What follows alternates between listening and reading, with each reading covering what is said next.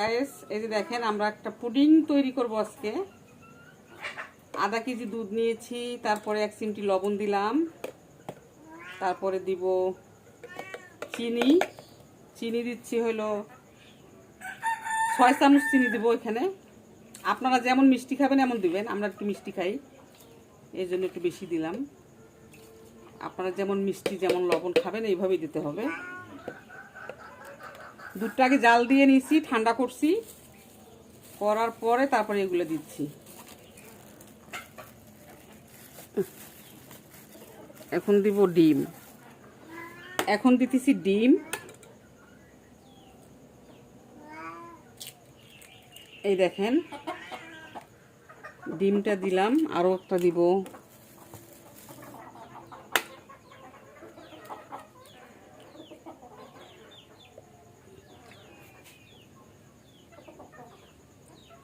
দুইটা দিলাম। ডিমের মধ্যে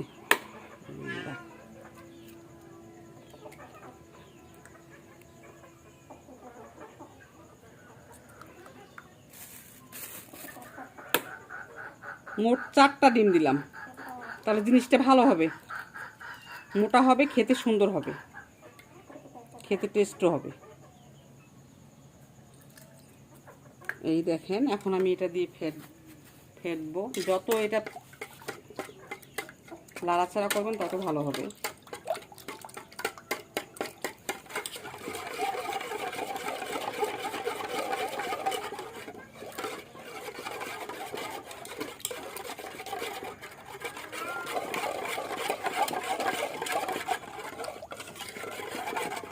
ডিমের পুডিংটা বাসায় বানায় খাওয়া সবচেয়ে ভালো, সবচেয়ে বেটার। বাহিরেরটা পচা ডিম দিতে পারে, কোনো গ্যারান্টি নেই। পচা ডিম দিলে বেশি স্বাদ হয় না, গন্ধ লাগবে, একটা বাজে একটা গন্ধ আসবে। আর বাসায় নিজে হাতে তৈরি করে খাওয়াটা অনেক মজার।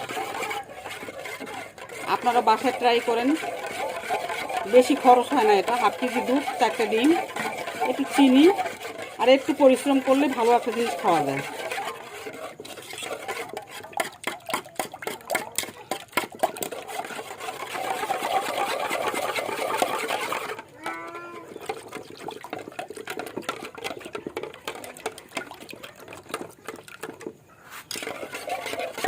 দেখতেই পাচ্ছেন দুধের কালারটা কীরকম হয়ে গেল,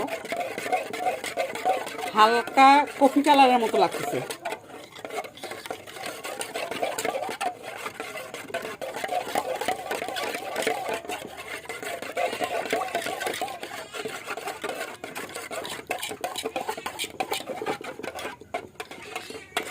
বাটিতে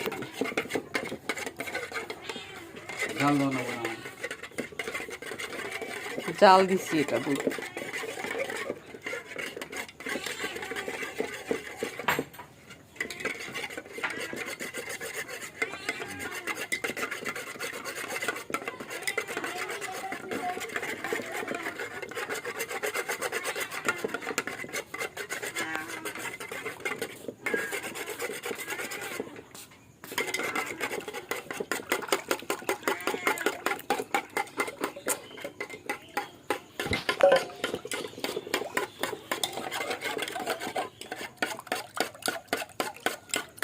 তারপর আমরা আগে এই বাটিটাকে রেডি করে রেখেছি। এই দেখেন এটার মধ্যে 1 চামচ বা 2 চামচ চিনি আর সামান্য একটু পানি দিয়ে চুলায় হালকা জালে লাড়াচাড়া করতে হবে। লাড়াচাড়া করতে করতে চিনিটা গলে যখন একটা কালার আসবে, এই দেখেন কীরকম কালারটা এসেছে।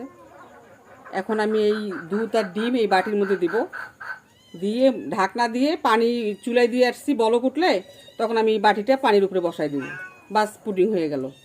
আচ্ছা ঠিক আছে, এখন আমরা এটা ঢালবো। বিসমিল্লাহির রহমানির রহিম। আপনারা দোয়া করবেন আমার পুডিংটা যেন সুন্দর হয়।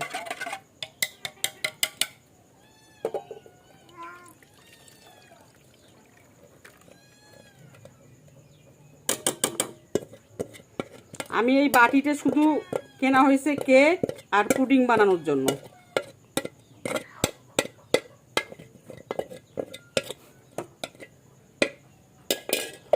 ওকে, এখন